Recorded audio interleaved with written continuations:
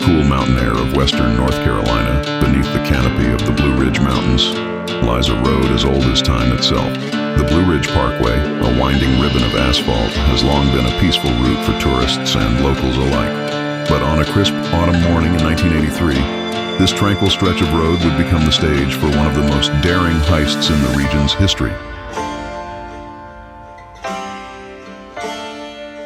The story begins in the small town of Canton, North Carolina, where a group of local men, laborers, farmers, and mechanics sought to change their fortunes with a bold and dangerous plan.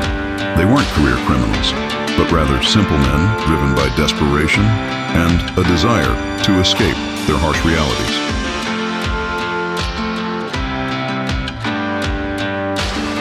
Jeb Carter, a 39-year-old mechanic from Canton, North Carolina, had spent years trying to keep his struggling auto repair shop afloat. With mounting debts and a family to support, he saw the heist as a last-ditch effort to secure a better future.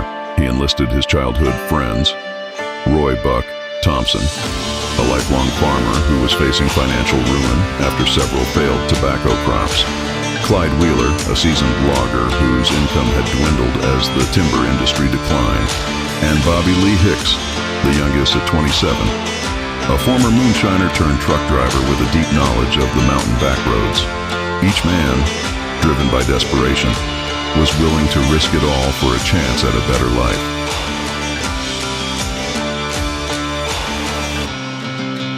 In the late summer of 1983, these men hatched a plan to rob an armored truck that made regular cash deliveries to banks along the parkway.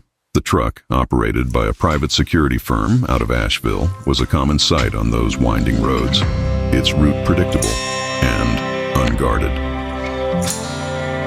Jeb and his crew studied that route, watched it for weeks, and finally decided on the perfect spot for the ambush, a secluded stretch near Craggy Gardens, where the road twisted sharply and the forest loomed close on either side.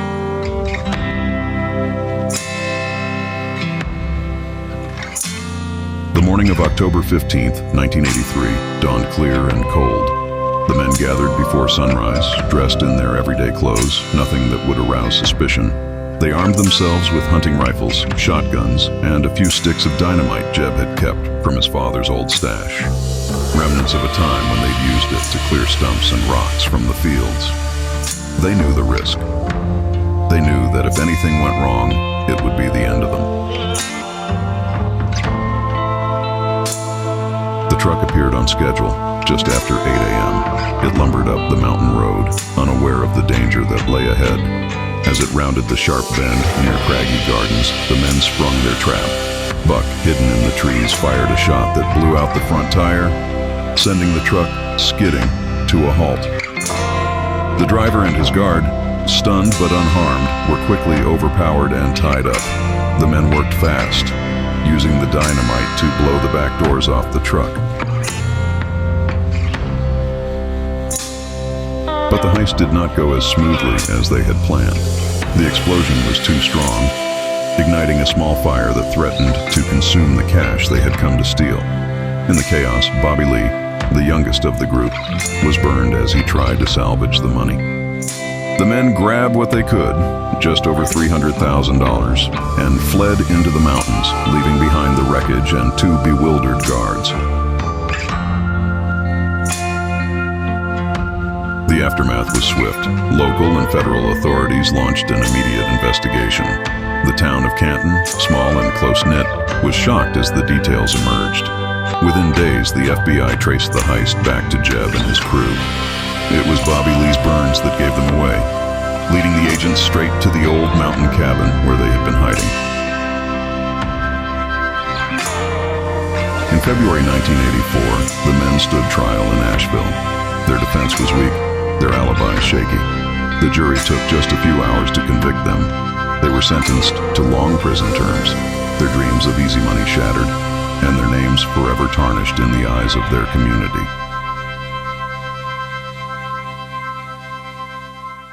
Today, the Blue Ridge Parkway remains a place of beauty and tranquility. Most who drive its winding roads have never heard of the heist that once shook this quiet corner of Appalachia. But the story lingers in the mountains, a tale of desperation, recklessness, and the high price of a fleeting fortune.